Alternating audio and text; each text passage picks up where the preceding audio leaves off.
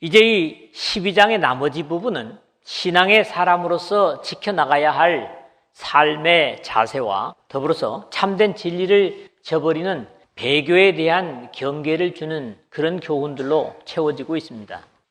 특히 모든 박해를 참고 견디며 훈련하는 생활이 되다 보면은 다른 사람을 배척하고 독선적인 형태가 될 수 있고 삶이 굳어져서 상쾌함이나 따뜻함을 잃어버린 그런 모습이 되어서 세상에 생명과 평안을 끼치기보다는 자신의 믿음을 지키는 데 연연해서 자칫 삶의 생기를 잃어버린 모습으로 전락할 수 있음을 경계하는 교훈입니다.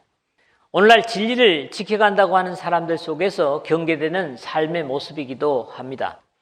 오히려 하나님의 복음으로 부르신 삶의 미덕을 유연하고 여유를 가진 생활이 되도록 적극적인 삶을 당부하고 있는 내용이 오늘 다루게 되는 첫 부분이고, 은혜를 잃어버리고 다른 사람들에게 오히려 장애가 되는 삶이 되어서는 안 될 것을 당부하는 그런 방향으로 오늘 말씀은 진행하고 있습니다. 뒷부분에서는 구약 성경과는 다르게 예수 그리스도를 통해서 하나님으로부터 복받는 권리를 에서처럼 가볍게 여기서는 안 된다는 경계를 주고 있지요. 물론 뒤에 가서 좀 더 자세히 다루겠지만 복음을 통해서 받게 되는 복은 육신과 세상의 것에 그치지 않고 영원히 가치가 있는 것이기 때문에 에서처럼 가볍게 여기서는 안 된다는 그런 경계를 우리에게 주고 있습니다. 오늘 첫 번째 내용은 14절입니다. 평화의 중보자로서의 삶을 우리에게 당부하고 있는 내용이죠. 승리를 위해서 매진하는 사람들의 대부분은 경쟁의식을 가지기 때문에 옆에 사람들에 대해서 배려가 부족한 것이 사실입니다. 사실 믿음의 조상의 이름에 든 야곱이 그런 스타일의 삶을 살았지요. 어머니 리브가의 역할도 있기는 했지만은 형보다는 자신의 복을 위해서 아버지까지 속이는 인간적으로는 야비함을 보이기도 하였습니다. 그러나 복음 속에서는 그런 모습의 복받음이 아니라 자신이 받은 복을 옆으로 다른 사람들에게까지도 화평을 끼치는 역할이 되어야 함을 당부하고, 그러면서도 역시 자신의 삶은 세상과는 구별된 성결의 삶이 되어야 함을 주문하고 있습니다. 그러면서도 그 대상과 힘써야 할 두 가지를 모든 사람과 더불어 화평함과 거룩함을 따르라. 이 14절 상반절 이렇게 당부를 하고 있습니다. 먼저 간략하게 정리를 하면 모든 사람과 거기에도 자신을 잃지 않을 것을 가르치고, 이것이 불가능하다면 주님을 만나지 못하게 될 수도 있음을 경계하는 내용이 이것이 없이는 아무도 주를 보지 못하리라 하는 결과를 지적하고 있습니다. 이런 구체적인 경고는 야고보가 가장 잘 표현하고 있다 이렇게 믿습니다. 하나님 아버지 앞에서 정결하고 더러움이 없는 경건은 곧 고아와 과부를 그 환난 중에 돌아보고 또 자기를 지켜 새 속에 물들지 아니하는 것이니라. 야고보서 1장 27절인데 이 말씀은 오늘 14절의 말씀과 다르지 않은 표현입니다. 베드로 사도는 이를 좀 더 다르게 표현하여 이르기를, 그러므로 생명을 사랑하고 좋은 날 보기를 원하는 자는 혀를 금하여 악한 말을 그치며 그 입술로 거짓을 말하지 말고 악에서 떠나 선을 행하고 화평을 구하며 그것을 따르라. 베드로전서 3장 10절에서 11절에 말하고 있습니다. 예수 그리스도의 은혜로 하나님과 화해를 이룬 그리스도인의 화평의 대상은 모든 사람과 더불어 라고 범위를 확인합니다. 여기에 불신자를 제외할 수 없고 더욱이 함께 신앙하는 동료들은 당연한 겁니다. 다만 적극적으로 적대시하는 마귀 사탄의 하수인들을 포함시킬 수 있는가 하는 의문은 가질 수 있지만 바울 사도는 이런 한계를 마음에 두고 할 수 있거든 너희로서는 모든 사람과 더불어 화목하라.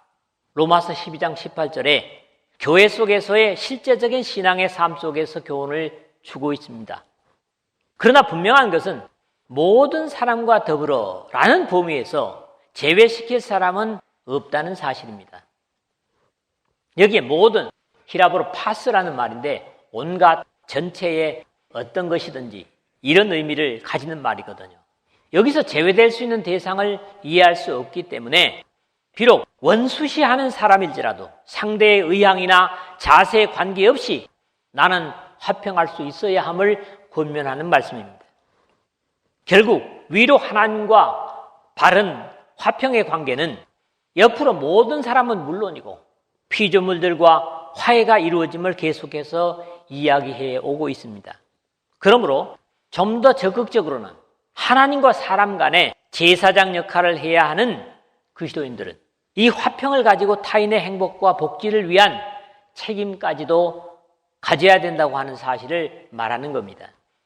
그러나 모든 사람과 더불어 화평함을 이루는 것으로 끝이 아닙니다. 이것은 사회적인 또 공동체적인 책임이라고 하면은 그러는 가운데서도 거룩함을 따르라 하는 또 다른 의무를 이룰 수 있어야 합니다.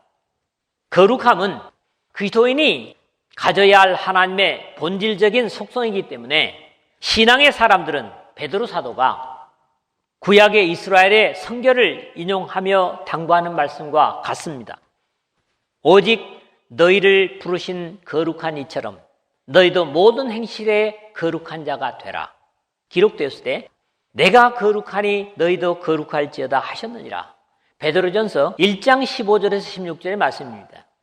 본래적으로는 거룩할 수 없는 죄의 사람이었는데 예수 그리스도의 피로 씻어서 거룩하게 하늘로부터 거듭나게 하신 것을 지켜가야만 한다는 그런 당부의 말씀이죠.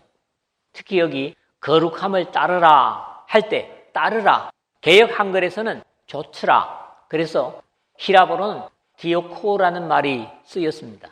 뒤쫓다, 추구하다 또는요 적극적으로 박해하다 이런 의미까지도 가지는 표현으로 좀 더 적극적인 행동을 요구하는 표현입니다. 하나님 나라의 백성들이 중보자적인 제사장으로서 모든 사람과 더불어 화평함을 따르는 것도 중요하지만 그러는 가운데 자신의 거룩함을 잃어버려서는 안 된다는 말씀입니다. 이에 따르는 결과가 더욱 경계를 가지게 합니다. 이것이 없이는 아무도 주를 보지 못하리라. 14절 하반절에 그랬는데 앞에서 모든 사람과 더불어 모든이라는 표현이 있었다면 여기서는 다시 이것이 없이는 아무도 주를 보지 못하리라. 이 아무도 말함으로써 이런 성숙에 이르지 못한다면 예외 없이 그리스도를 기쁘게 뵙지 못할 것을 증거하고 있습니다. 또 이것이 없이는 아무도 주를 보지 못하리라는 경계는 마지막 영광과 구원의 주님으로 오시는 예수 그리스도를 뵐 수 없을 것이라는 경계의 교훈이기도 합니다. 그러므로 모든 사람과 더불어 화평함과 거룩함을 따르라.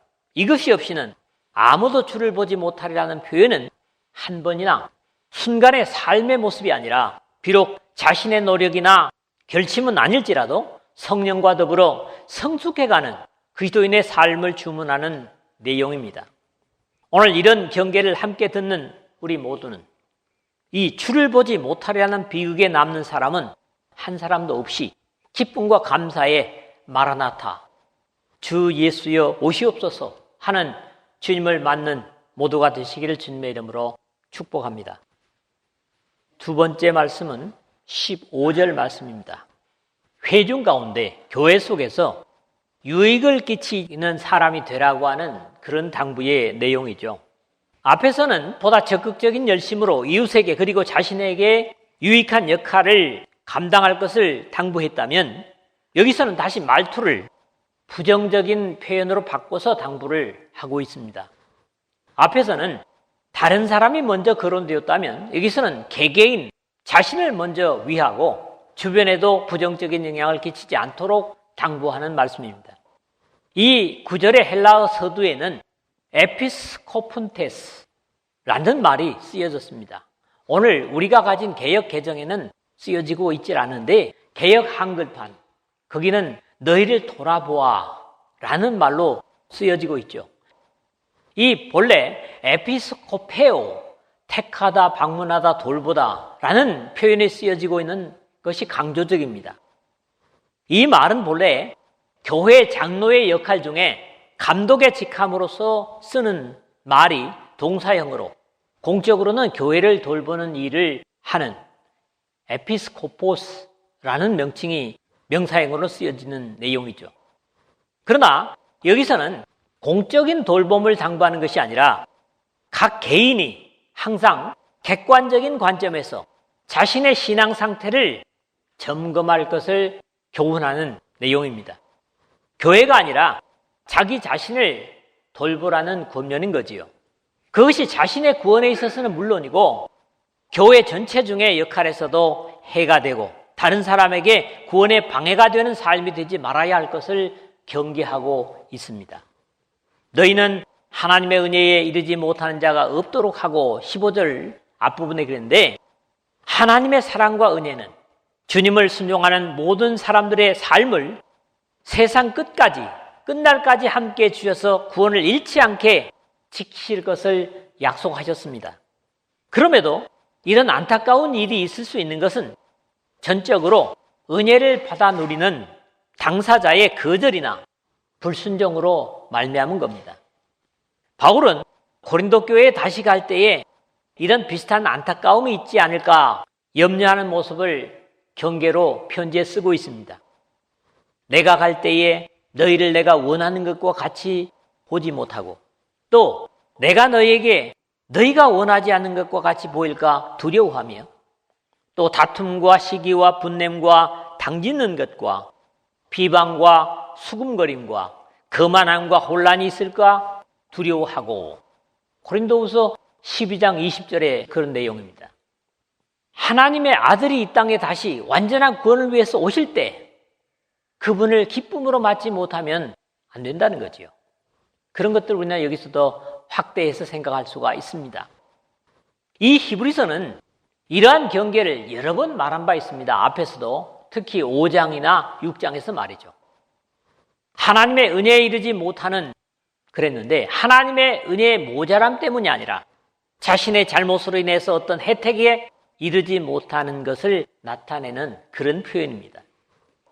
하나님께서 은혜를 베푸실 때 우리는 그 풍성한 은혜를 자신의 것으로 먼저 누리는 것이 중요합니다. 하나님은 바울을 통해서 이르시되 내가 은혜 베풀 때에 너에게 듣고 구원의 날에 너를 도왔다 하셨으니 보라 지금은 은혜 받을 만한 때요 보라 지금은 구원의 날이로다.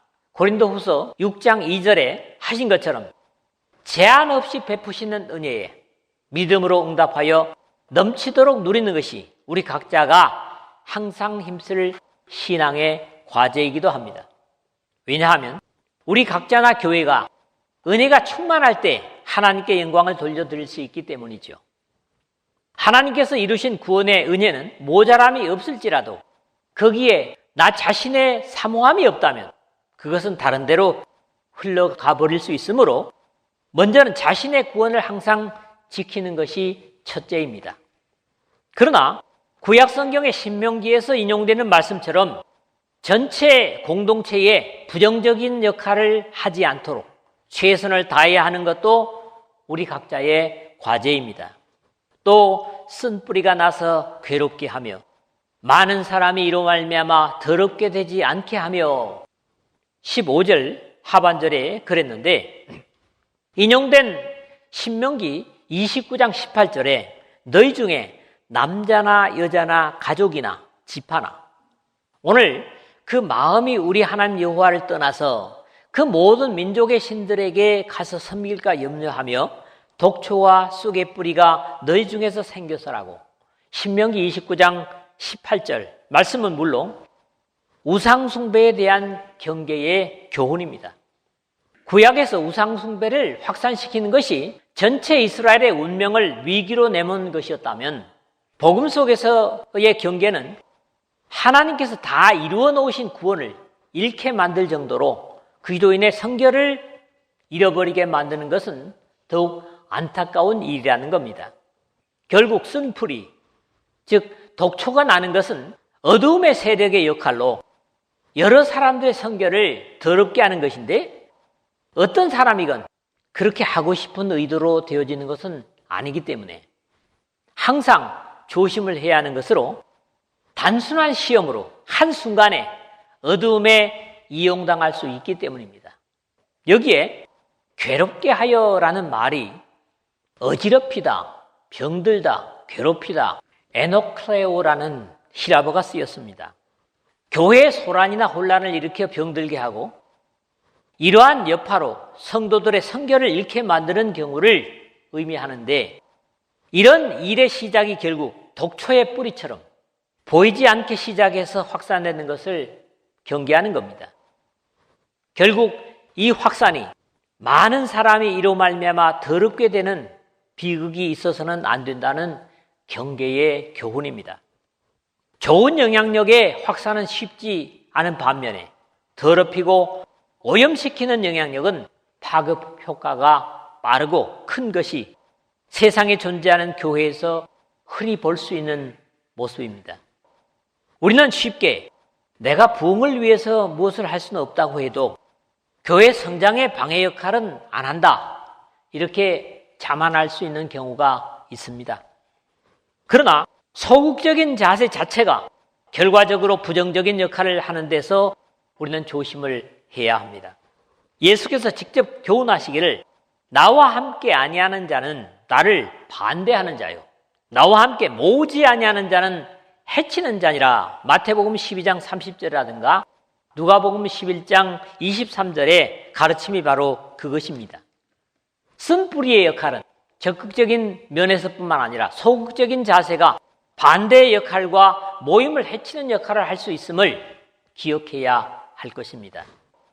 믿음의 사람들의 바른 역할은 다른 사람들을 하나님의 이미 마련하신 은혜를 확산시키고 할 수 있는 한 사람들의 죄를 씻어 성결케 해서 하나님 나라에 참여시키는 이런 것들이 우리에게 의무로 주어졌음도 여러분들 잊지 않았으면 하는 부탁을 드립니다. 마지막으로 세 번째로는 16절, 17절입니다. 복 받는 자리를 절대로 잃지 말라. 주어진 복을 차지 마라. 이런 교훈입니다. 이 마지막으로는 하늘의 가치를 잃고 난 다음에야 그것을 위해서 눈물을 흘리며 탄식하지만 영원히 기회를 잃어버린 에서의 사실적인 예를 소개해서 경계를 주고 있는 그런 말씀이죠. 인간적으로 볼 때는 현실적인 면에서 오히려 호탕하고 쉽게 생각하는 에서가 바람직하게 보이지만 결과적으로는 역시 하나님의 복 주심을 위해 모든 것을 걸었던 야곱의 이름이 복을 이어받는 이름으로 남았습니다. 이 모든 것은 순간과 영혼의 가치의 차이를 분명히 이해하고 조금은 약삭빠르고 얄미운 믿음의 약속을 받고자 했던 영혼에 대한 기대와 소망을 위해서 순간을 양보했던 야곱의 선택이 옳았음을 인정하고 있습니다. 야곱과 에서의 삶의 모습에서 에서는 분명 순간적이고 즉흥적이고 당장의 고통을 견디지 못하고 모든 것을 결정해버리는 이 세상 사람들의 모형이었을 삶의 상황에서 볼 수가 있습니다. 사냥하다가 돌아와서 어머니를 도와서 팥죽을 쓰고 있는 야곱에게 그것을 먹게 해달라고 요청을 하지요. 창세기 25장 30절입니다. 그러자 야곱은 그 기회를 놓치지 않습니다. 형의 장자의 명분을 오늘 내게 팔라. 31절에 그렇게 요구를 했고 여기에 에서의 반응은 내가 죽게 되었으니 이 장자의 명분이 내게 무엇이 유익하리요. 32절. 그렇게 복을 이어받을 수 있는 장자의 명분을 팥죽 한 그릇에 팔아버리고 맙니다. 다만 배고픔을 이기지 못해서 내가 죽게 되었으니 이 장자의 명분이 내게 무엇이 유익하리요. 배고프다고 죽습니까? 근데 에서는 바로 이런 사람이었다는 거죠. 이런 자세의 이유를 창세기 기자는 에서가 장자의 명분을 가볍게 여김이었더라. 25장 34절 하반절에 그렇게 기록을 하고 있습니다.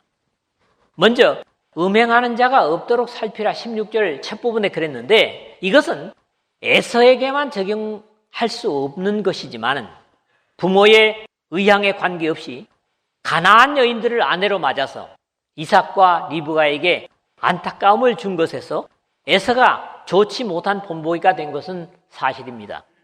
창세기 26장 34절에서 35절, 그리고 창세기 27장 46절, 28장 8절에도 보면 이 가나안 며느리들로 인해서 힘겨워하는 야곱 부부를 볼 수 있기 때문입니다.